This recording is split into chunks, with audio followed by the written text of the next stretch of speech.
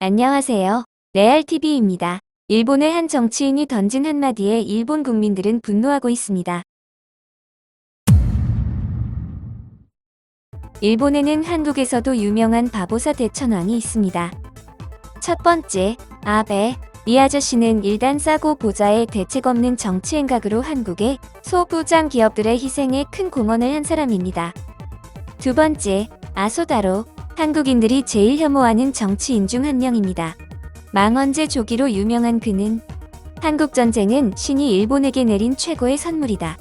한반도 유사시 조선인을 총으로 사살해야 한다.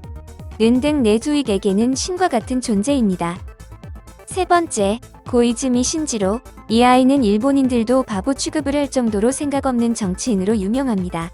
경기가 좋아지면 반드시 불경기에서 탈출할 수 있다. 나는 그렇게 믿는다.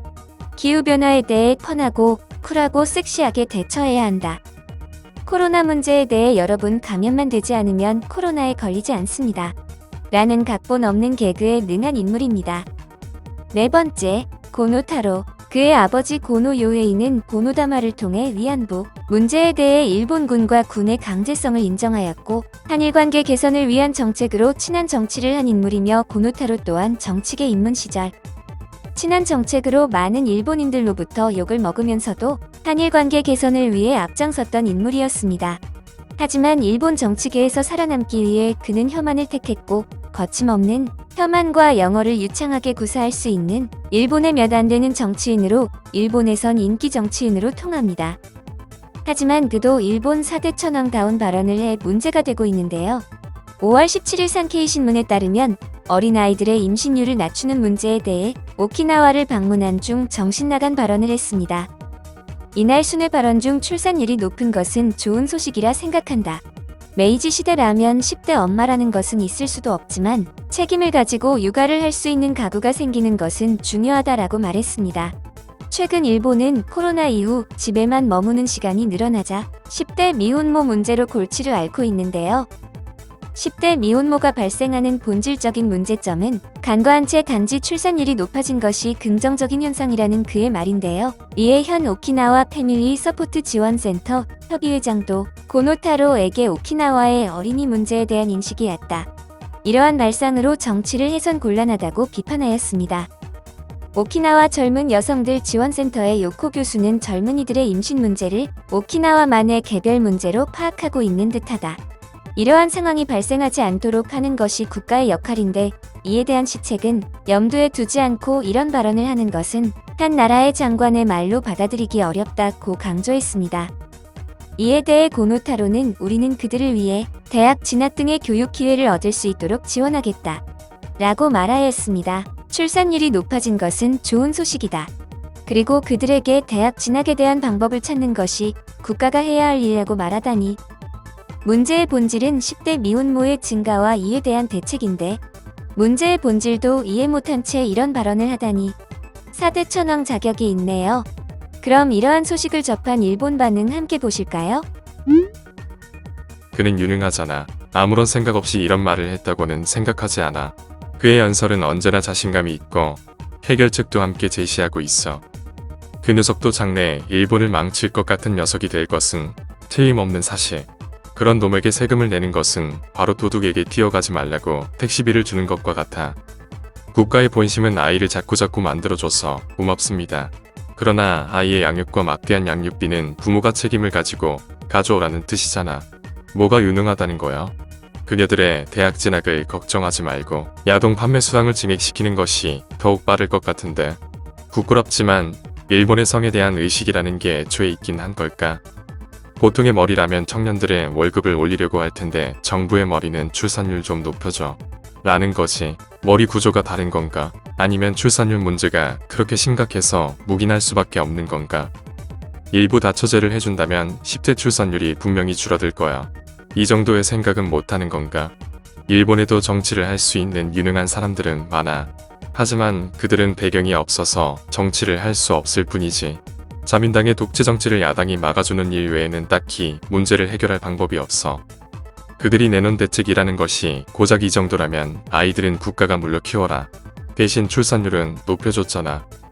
난 오키나와 현민이지만 10대의 아이를 만드는 놈들은 애초에 공부를 하지 않는 애들이야. 그들에게 대학 진학을 위한 대책을 세워봤자 더 많은 아이를 만들어낼 뿐이야. 그보다 그들이 대학 진학이나 할 수 있을까? 육아에 바쁠 텐데 어리석고 현실 불가능한 정책이야. 다 의미 없어. 어리석은 국민이 노예를 낳지 않으면 자민당은 해외에서 데려올 생각을 할 거야.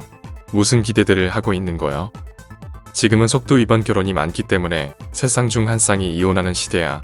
지금의 젊은이들은 어딘가 자신의 아이가 자라고 있을 거란 생각이나 할까? 씨만 뿌리고 부러진 마트대에서는 생각하지 않는 것이 제일 큰 문제이지.